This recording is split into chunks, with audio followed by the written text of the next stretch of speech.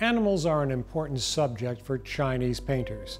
They like to paint these sometimes cute and often beautiful animals, like cattle, sheep, roosters, eagles, and so on.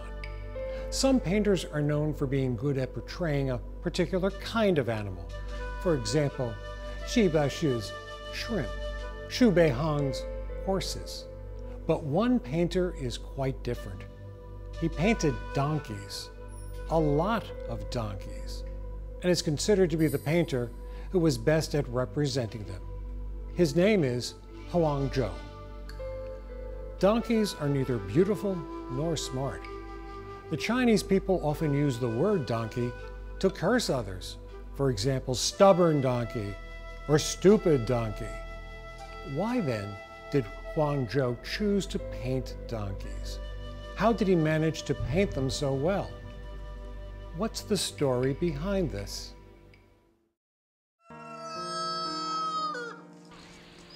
Wong Zhou was born to a farmer's family in North China in 1925. He was given the name Liang Gantong. His father was a teacher and an amateur painter who later joined the army and became a quartermaster. Since his father was away from home all year long, Liang Gantong grew up with his mother and two older sisters.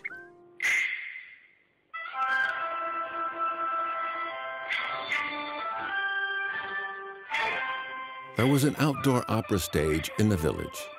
Liang Gantong often went there with his mother to see the opera. In these operas, the fight between good and evil remained a constant theme, which influenced the boy deeply.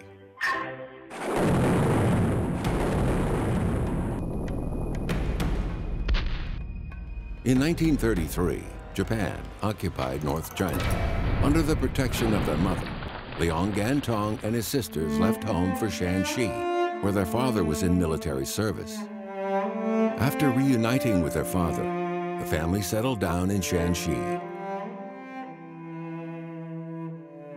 But when the war became worse in 1937, they became refugees again. This time they followed the route along the Yellow River westward and finally found a place to live in Taijiapua, Shanxi.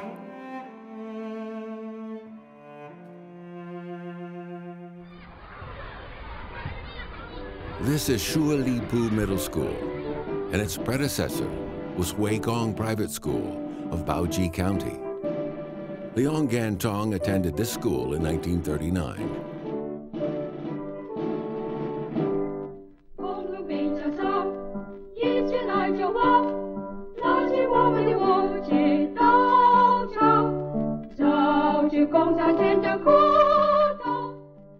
During the war, the art world of China was overwhelmed by the resistance movement. And the Chinese artists began to throw themselves into creating works against the invaders.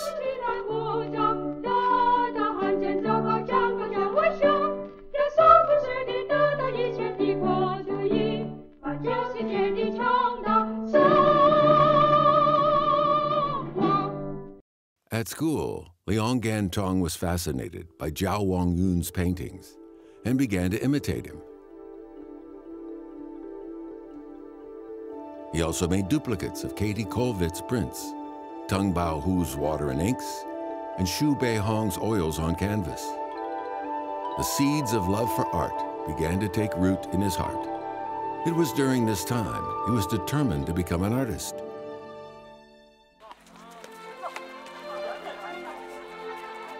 Once in the sports games of the school, Liang Gantong won a silk banner on which it was written, Yan Huang Zhou, meaning descendants of Yan and Huang emperors, who were the ancestors of the Chinese. The boy immediately decided to give himself a new name, Wong Zhou, meaning that he was determined to become a Chinese of accomplishment.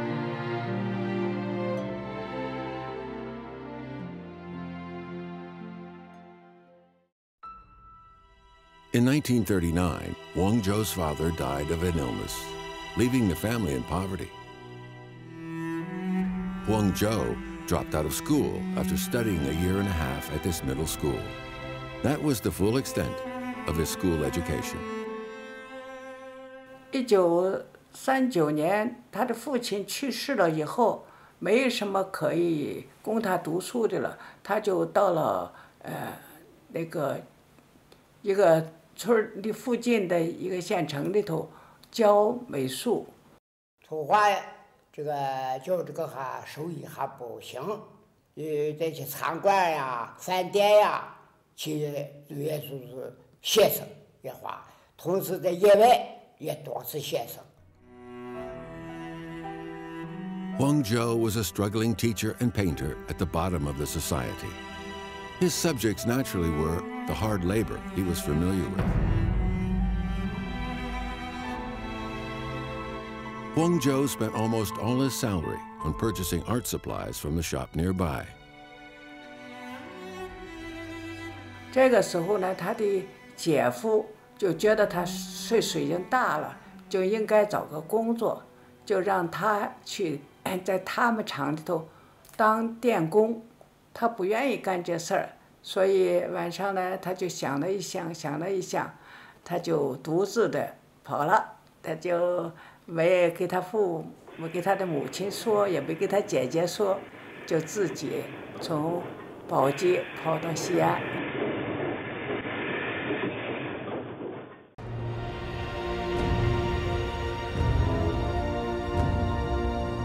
Xi'an was one of the four most famous ancient capitals of China. Its history has left the city full of cultural heritage from various dynasties. This was the home of many cultural celebrities.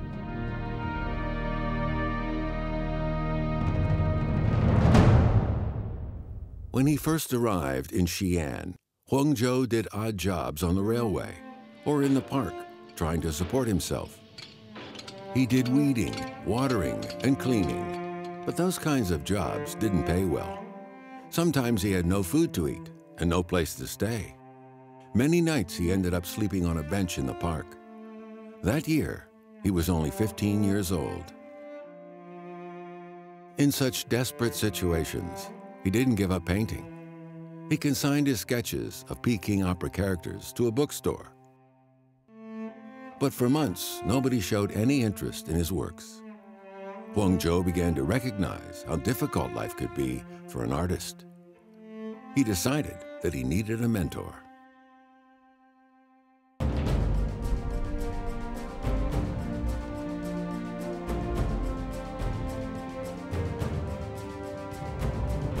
By the city wall of Xi'an, there's an old street named Kai Tong Alley.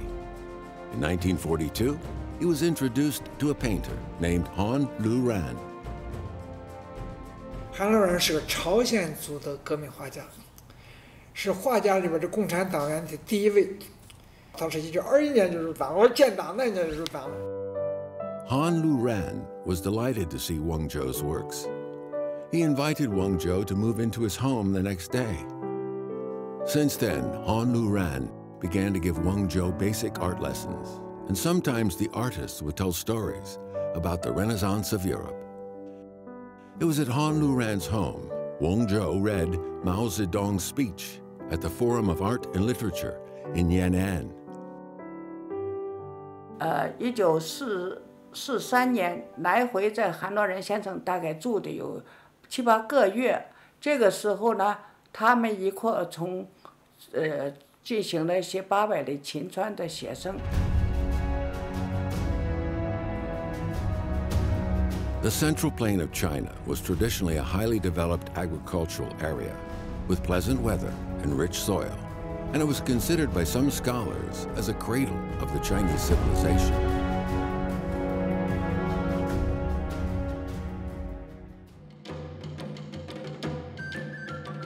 On this land, Han Lu-ran created many watercolors, while Wong Zhou was focused on pencil sketching. 从韩罗然先生那里开始，他对于一些西方的一些步骤，一些怎样用水彩，怎样用素描来捕捉形象，他才有了一定的了解。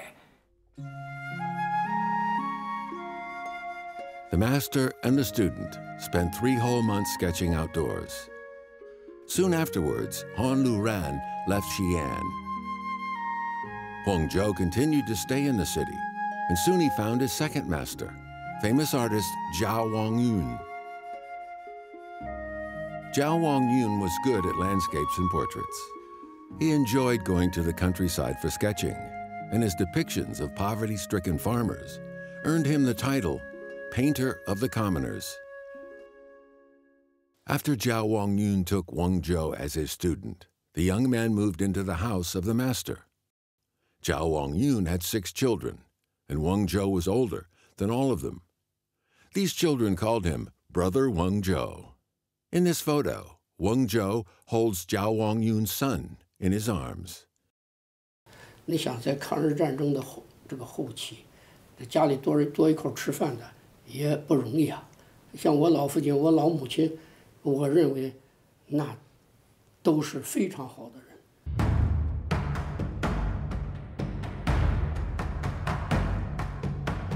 At Zhao Wangyun's home, Wong Zhou began to study Chinese painting systematically. Zhao Wangyun maintained that art should reflect social realities and the spirit of man. Therefore, Wong Zhou became a frequent visitor of the vegetable market. He spent many days observing and sketching the people working there. 这实际上都是我父亲对他的一种要求，就到生活里去画，而不是在模特在这个课堂上或者是在这个素描室里去画，因为我们也没钱去雇人了，我们只有到街上画，他不花钱呀，而且鲜活呀。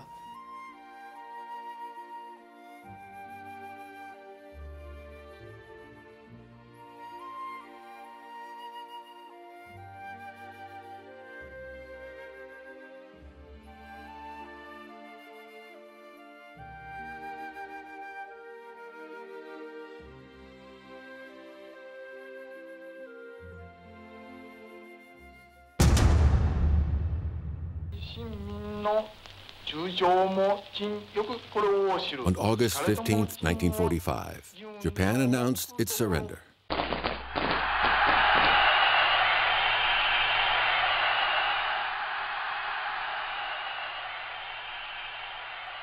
That winter, Zhao Wangyun recommended Wong Zhou to work for Min Pao, a newspaper in Hunan province.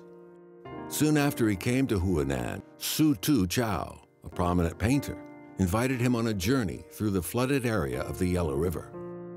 When Wong Zhou was 15, he tried to imitate Su Tu Chao's oil paintings. Now he was pleased to accept the invitation of a painter he always admired.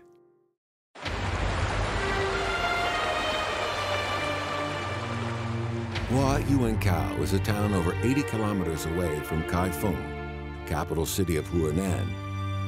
In 1938, the nationalist government decided to destroy the dike at Huayuankao to halt the rapid advance of Japanese forces.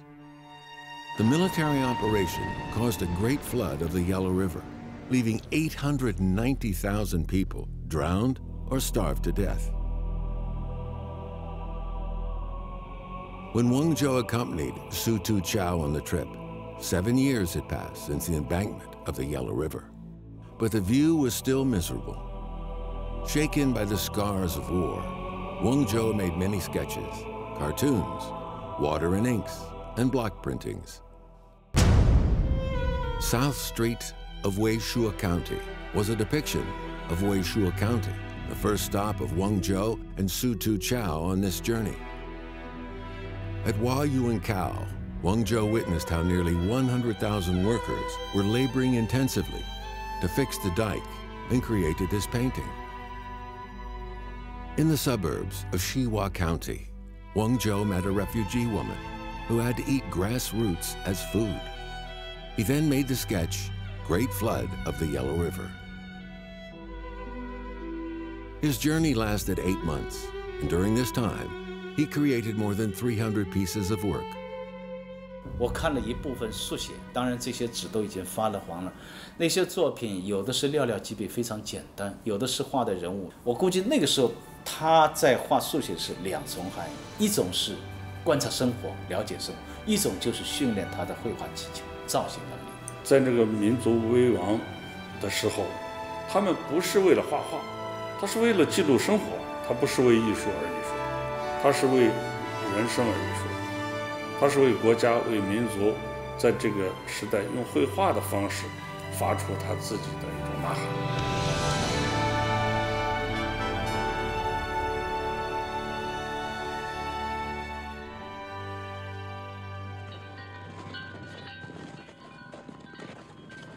2 years later, Wong Zhou accompanied Zhao Wangyun to Xinjiang for sketching. This was his first visit to this land.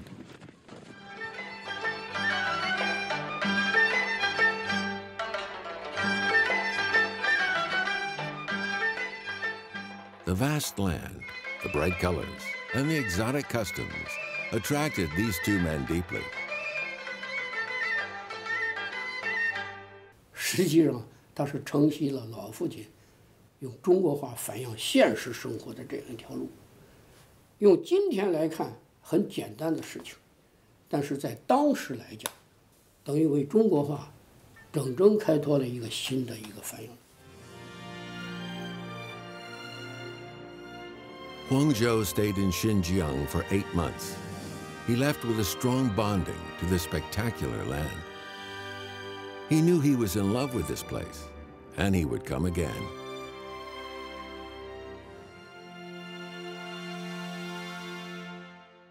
直接到生活中去，连技法都没有的时候，他就被生活所感染，被老师所带领，直接到了生活中间，画了大量的速写。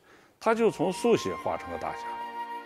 一个是韩诺然先生，一个是赵婉云先生，一个是司徒桥先生。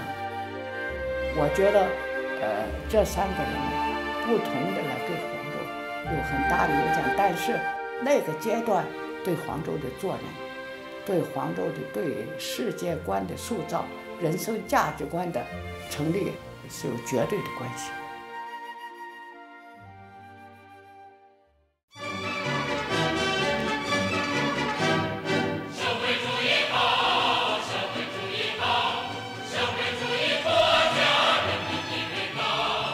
On May 20th, 1949, Xi'an was liberated as the People's Liberation Army entered the city.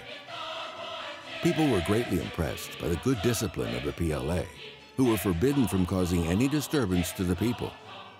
The neatly dressed and good-looking PLA soldiers became idols of the young people at the time. 刚一解放，我这个黄州兄就当了兵了，带了把手枪回来了，拿了个凳坐在院中间，起来咔啦就在那卸枪，我呢就趴在他腿上，这趴在他腿上看他卸枪。With his advantages in artistic training, Wong Zhou was allocated a job to work as an art editor and journalist. He often visited the military forces in Gansu, Shanxi, and Qinghai, and many of his works made during these trips were published in Northwest Pictorial and The Soldiers. In 1950, the first national art exhibition of the New China opened.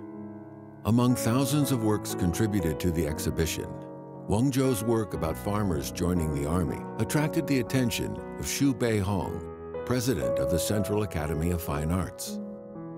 With Xu Beihong's support, this water and ink painting, Father is Going to Fight Chiang, was an official selection. This small piece was widely acclaimed during the exhibition. 这个时候，他的艺术特点就是有把活生生的生活气息带进了中华红中来，所以一解放就受到徐悲鸿的重视。 When the art department was first established in Lanzhou Normal University, it needed more art teachers to function. Its dean, Lu Subai, turned to Xu Beihong for help, and the master recommended Wong Zhou. In the autumn of 1950, 25-year-old Wong Zhou came to teach at Lanzhou Normal University as a guest lecturer. 第一年看到他的时候，他穿着军服，他那是坐马车来的。 大概呢，坐那个一趟车的话呢，需要付那个马车费是2毛钱。跟我大5、6岁嘛，所以很亲近，很合适。Wong Zhou taught creative art. Different from other teachers, he immediately took his students out of the classroom. 他首先是把你带到生活里去，我就带到社会上去，画不来的东西到生活里去画。我要画什么，我到生活里去发现。大家都向他学习。从那时候我们就知道了，速写、画速写在写生画速写，这是一个画家进入创作的必经之路。 In the early 1950s, the new China was a vibrant society, and hope could be seen in every radiant face. It was a pleasant time for Wong Zhou, this easygoing, open-minded, and overly talented young man. Zhang Wenwei, one of his students, fell in love with him quietly. 我不知道谁爱上谁，反正我呢就我觉得也许是我先爱上他的吧，因为别人问我，我开玩笑说啊，黄州怎么追你的？我说什么人家追我的，我追人家的。 Back in those days, courtship was a prudent process for young people. Zhang Wenwei kept her admiration for her teacher as a secret in her heart. 我们就成群结伙的到他那个驻地去看他，给他在那混着吃这一顿烤包子之类的东西。以前的话，黄州在来了，我们同学男男女女反正都去的，最后的话，最后一个人去。 逐渐的呢，都是感觉到好像这个人不来，我的心里头就放心不下了。 Love was happening between the teacher and the student, which was obvious to the whole class. But surprisingly, they didn't confess it to each other, even after Zhang Wenwei graduated from the university. At the time, Wong Zhou was only a guest lecturer, and officially he was an art editor and reporter for military publications. From 1950 to 1954, Wong Zhou traveled across the entire northwest of China and created many works. In 1950, his engraving work, Prosperity of Men and Animals, won an award from the Ministry of Culture. In 1952, his gouache work, Blossoming Season of the Apple Trees, won the first prize at the National Art Exhibition. Later, it was published by the People's Art Press as prints, which was his first official publication. In 1953, his work, A Polo Match, won the first prize of the National Art Exhibition of the Youth. Wong Zhou's name became known not only by the art circle, but also by society at large. 他去画了大量的速写，他一扫这个学院画固定模特的这个习惯，他画的人都是在生活中间，在运动中间，在活动中间，在生活中间，所以他的画的生动性超过了当时所有的人。 After her graduation, Zhang Wenwei was allocated to teach at the Middle School of Girls in Xi'an. However, the young woman's heart was still with Wong Zhou. It was a time of unrest for her, of course, until a letter arrived from the man she was secretly in love with. 心里都有就是说，我早就对你这个人做了很多的审视，我非常爱你，但是出于没有机会表达，师生啊，对吧？所以现在呢，我想要跟你永久在一起。你将我会给你一切幸福，你会给我，我是你一个强有力的背帮。哇，这家伙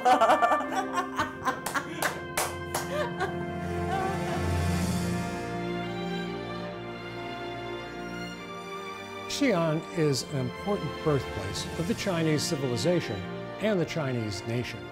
It's also one of the most popular tourist destinations in China. In addition to the widely known Terracotta Army of the first emperor, it also has the Forest of Stone Stelas Museum, a palace of Chinese calligraphy.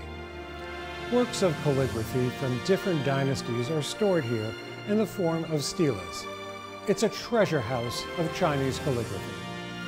The wedding ceremony of Huang Zhou and Zhang Wenwei was held in the Forest of Stone Steelers Museum, a place with special meaning. On August 4th, 1954, Wong Zhou and Zhang Wenwei were married, with his teacher, Zhao Wang as witness. 那时候我记着好像是个傍晚，所谓的典礼吧，就是这个大家聚在一块儿啊，就宣布这个结婚啊，在碑林博物馆的办公院。其实你们知道用了多点钱吗？那特别少，用了37块钱吧。就结婚隆重极了，就给他们说着就好像才子佳人了。对，因为看他那是才子，才华横溢，看我还马马虎虎。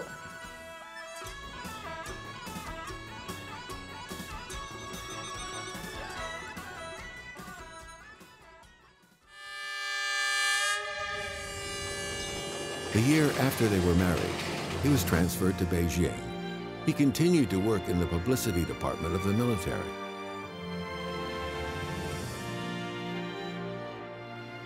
Previously, Wong Zhou had been living in northwest China, which was comparatively closed and backward. After moving to Beijing, the political, economic, and cultural center of China, he began to have an expanding vision of life.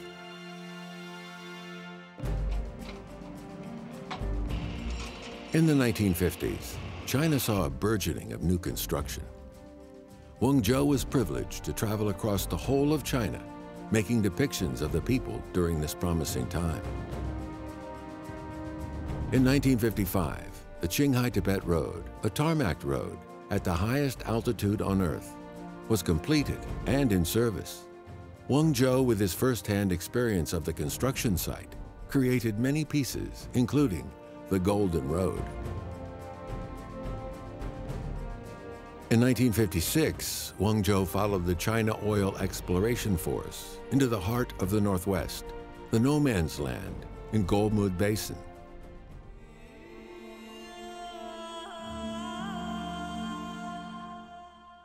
Once they marched into the Gobi Desert for an entire week without seeing anyone new. Suddenly, they heard the sound of camel bells from afar.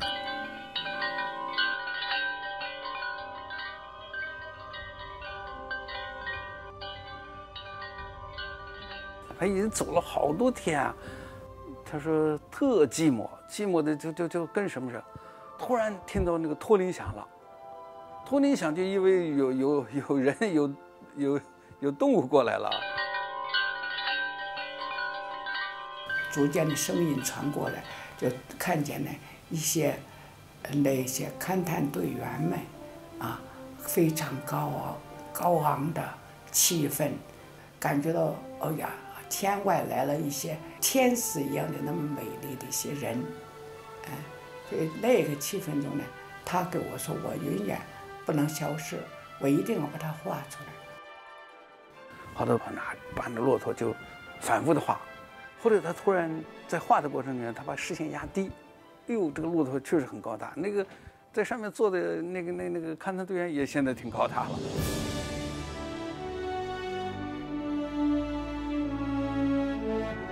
Wong Zhou made a meticulous effort on this painting. It took him a total of 6 months to finish it. 体量夸张了的骆驼，具有一种山一样的这样一种造型结构，一种向上的一种绘画的这种激情和人物形象。In 1957, Storm and Chi Da-mu won the Gold Medal of Art from the 6th Youth and Students Peace Friendship and Fellowship Festival. The day after he learned about the award, Wong Zhou and Zhang Wenwei went to the photo studio and had a photo taken together. At that time, he was 32 years old. Fast sketches play an important role in his art. He never left home without taking his notebook and pencil. As soon as he saw something appealing, he'd start sketching it immediately. In his eyes, an artist must keep on collecting materials from real life. Otherwise, his work will soon lose its glamour.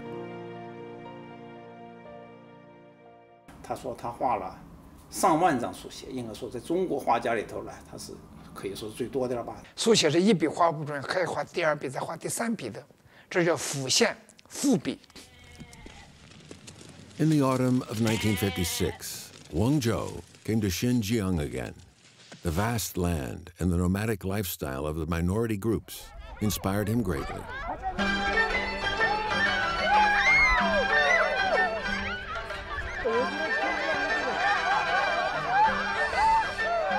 In his lifetime, Wong Zhou visited Xinjiang 7 times, leaving a large number of fast sketches in water and inks.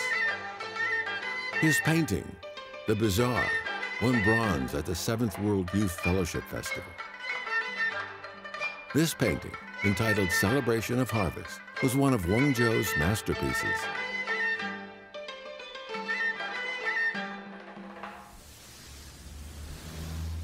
Wong Zhou loved minority ethnic subjects very much.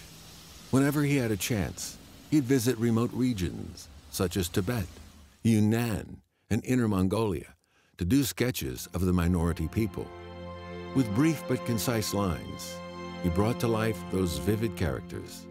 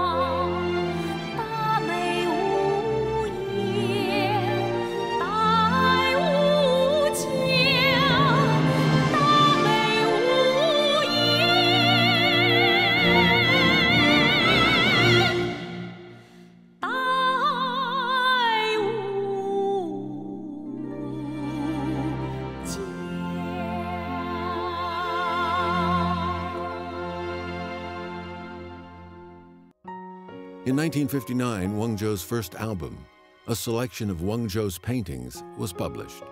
It became a hit in the art world of China and unexpectedly attracted the attention of a famous writer.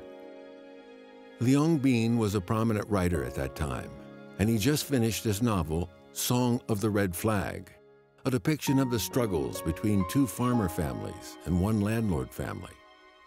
Liang Bin invited Wong Zhou to illustrate for his novel. Coincidentally, Liang Bin was also Wong Zhou's cousin. They both grew up in the same village, and their houses were less than 20 meters away from each other. He agreed to illustrate his cousin's new book and decided to go and visit his hometown. 28 years ago, when he left his hometown, he was only an 8-year-old child. 他这个画音一点也没改，完全是理想化。 In a period of 2 months, Wong Zhou visited every street and talked to everybody in the village. These people were prototypes for his illustrations, which were highly praised after publication. In the end, when the novel was adapted to film, the director used these illustrations as references for casting. 如今是民国了，我朱老忠就要破坏他的规矩。下这么大的雪到哪去啊？闺女，叫什么名？春兰。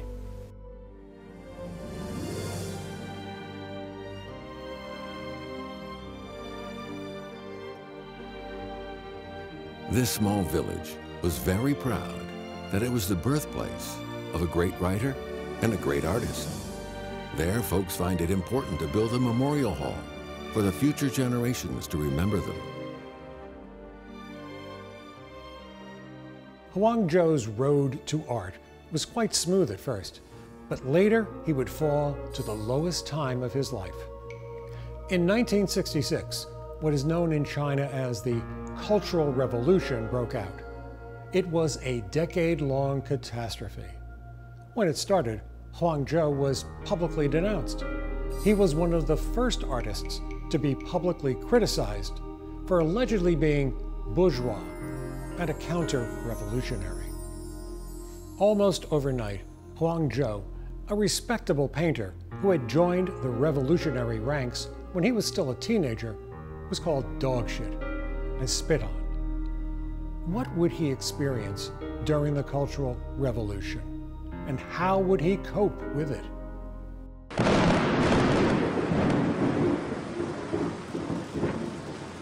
国庆之前呢，就说要把它拿走，他就烧毁了他很多的作品，就是让我去烧的。我看见扔进去那个一卷画或者等等，哗就变为灰烬，就烧了2大筐。 Nearly 10,000 pieces were lost to flames. In the following days, his home was raided. He was denounced publicly, and finally, he was sent to the countryside of Gansu province for labor correction. Even to this day, Tianshui Gansu province is a poverty-stricken area of China. Over half a century ago, life was extremely difficult here. Wong Zhou was 41 years old then. Deprived of the opportunity to paint, Wong Zhou had to accept the job allocated to him, herd donkeys in the wilderness. For 3 whole years, Wong Zhou spent days and nights with those donkeys. He developed affectionate feelings towards these animals. Later, he left such a remark on one of his paintings. Not as exalted as cows or horses, these creatures are able to endure unpleasant weathers of all sorts, persevere in all humiliations, and tolerate hard labor. They are the most naive and the most committed ones indeed. In 1969, Wong Zhou was transferred back to Beijing, and he was given a new job, making tofu.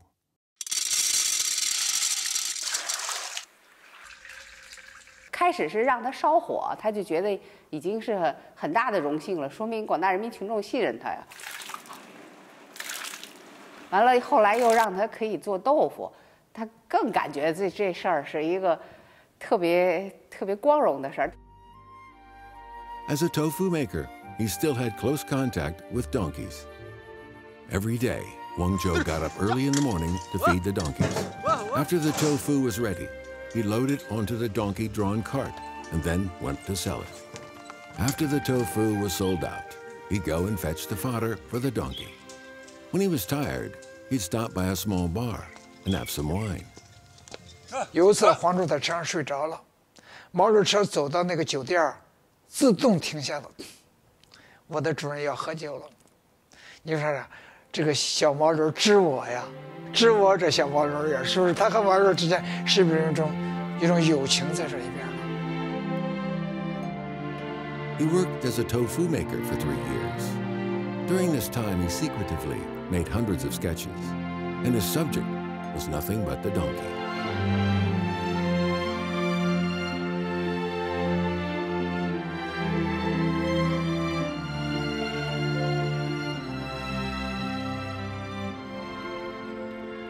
Finally, an opportunity came for him to do art again. In 1972, Premier Zhou Enlai appointed some Chinese painters for a special task: to create a series of paintings to decorate certain venues for diplomatic activities.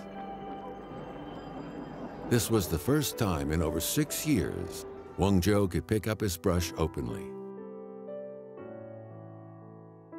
By this time, Wong Zhou had been living with donkeys for 6 years. After confiding his most secretive thoughts to the donkeys, Wong Zhou found these creatures an indispensable part of his life. Naturally, he chose to depict donkeys in his paintings. This work was entitled Delivery of the Grains. 那你驴的造型多难呢？那黄州的驴和齐白石的虾和李看的牛那是并驾齐驱的。 In traditional Chinese culture, donkeys were symbols of lowliness or even foolishness.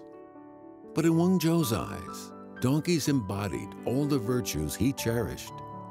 On one of the paintings, he wrote down an ode to donkeys. Gentle and obedient, you tolerate insults and endure burdens, and committed to labor until death.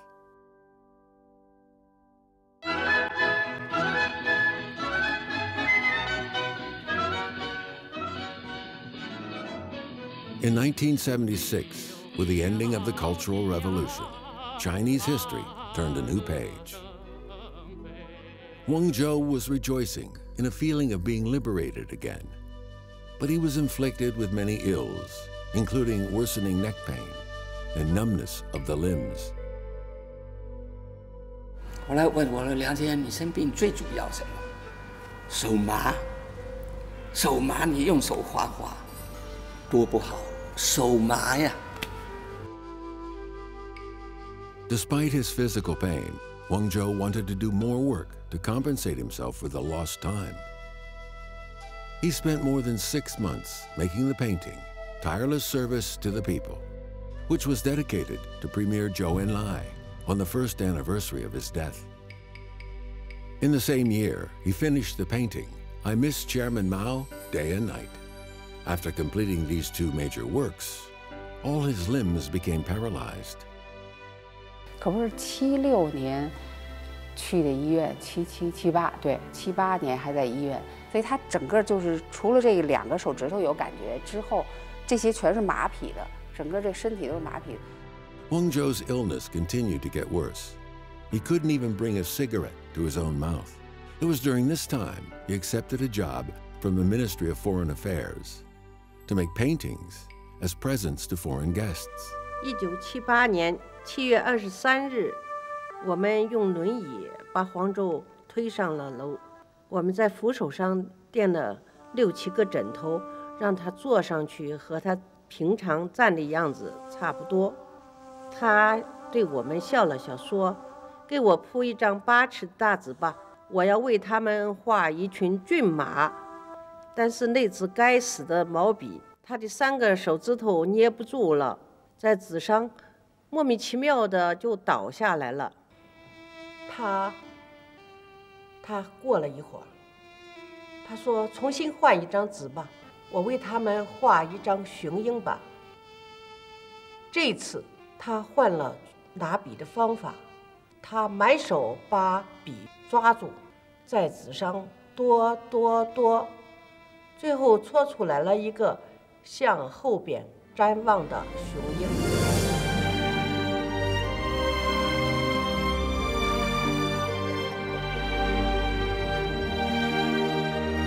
This is Eagle on the Pine Tree. It was given to a foreign leader as a gift from China. In the following days, when his condition became a little better, he made this scroll of 100 donkeys, which was given as a gift from China to a Japanese leader.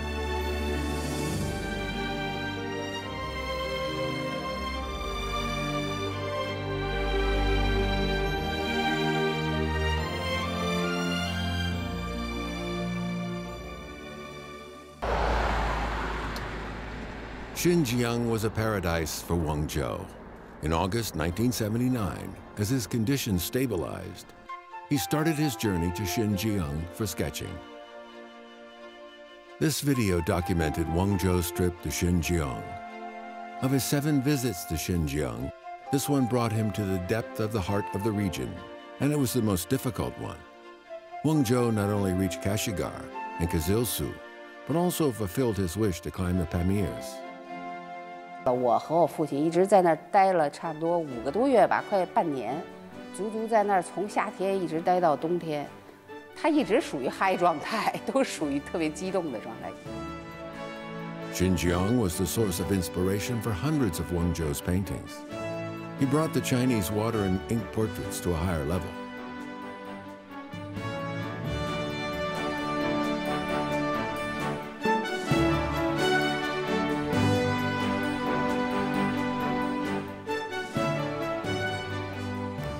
This unique building sits in the core area of the Olympic site in Beijing. It's only 800 meters from the bird's nest and the water cube.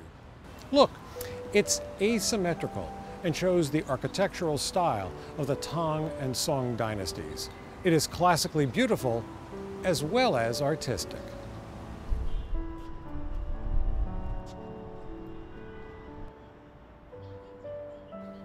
Yes, it's a museum of Chinese art.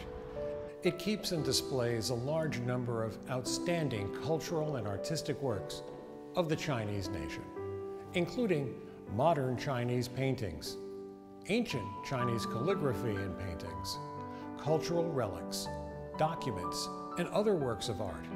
It holds large-scale exhibitions every year. It's the Yanhuang Art Museum. Emperors Yang and Wang were ancestors of the Chinese people. The name Huang Zhou means descendant of Emperors Yang and Wang. So what is the relation between this magnificent art museum and Huang Zhou? In 1980, Wong Zhou received a notice from the Ministry of Culture, entrusting him to establish a research institute of Chinese painting. At the time, a group of prominent painters gathered at the Summer Palace, and they found it necessary to have an institution to promote the teaching and research regarding traditional Chinese painting. 当时见到黄镇，黄镇是文化部长。黄镇说：“这个中国画研究院要找一个能够干实事的，才能把它搞起来。”他说他就想到黄州。黄州应该说就是好交朋友，当然包括从这个最上层到底下，像我们这个草根都围着他。Despite his popularity and exceptional organizational capacity, Wong Zhou, as an artist, found it extremely difficult to establish such a research institute. 他是建立中国画研究院呢，应该说他是开创者，他付出了大量的劳动，大量的心血。你看他那样啊，什么都得操劳，连那个门框的钉子那个招牌都得问他。如果一个大画家，你刚才我已经讲一个大画家。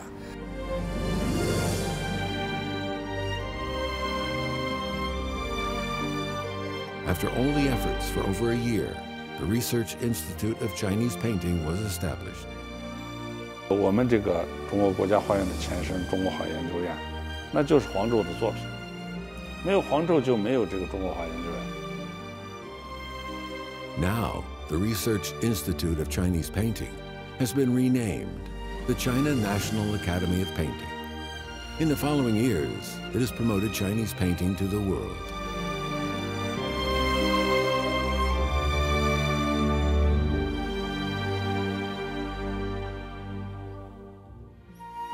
After that, Wong Zhou began to establish China's first private art museum, built partially with governmental funding. It's the Yanhuang Art Museum. 都认为他应该做一个黄州美术馆，但是我父亲从来没想过说这东西是我个人的一个东西，他觉得我应该跟这个传统和我们的祖先有关系，叫炎黄艺术馆。The construction was initiated in 1987. 4 years later, it was completed. At the time, China just began to take its baby steps in reform and opening up, and one could only imagine how hard it was to build a private art museum under those circumstances. 那个时候非常困难，要筹一点钱，就是香港一些朋友捐了一点，李嘉诚捐了一点，哪个捐了一点，那么大一个摊子，都是自己用画打关系自己坐着车走多少里路，买的便宜的砖瓦。真是你一看那是我每次到那去以后，就看他抽烟满屋子。我说画画吧，别干这个了。郑文辉说，他身上难受，他做的这个事还能忘点疼。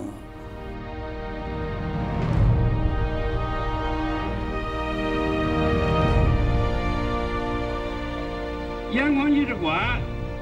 自1987年10月立项以来，得到各方面的支持帮助。On September 28th, 1991, the Yanhuang Art Museum was officially completed. It coincided with the 2542nd anniversary of the birth of Confucius. Today, its permanent collection includes Wong Zhou's works, as well as the precious artworks he collected from various dynasties and times.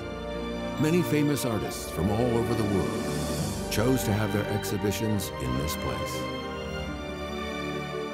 In April 1997, Huang Zhou died at the age of 72. He was one of the most outstanding painters after the founding of the People's Republic of China. Some say he was the preeminent figurative painter in the People's Republic of China. Mao Zedong himself commented that Huang Zhou was an outstanding painter, cultivated by the People's Republic of China, saying he could paint our people.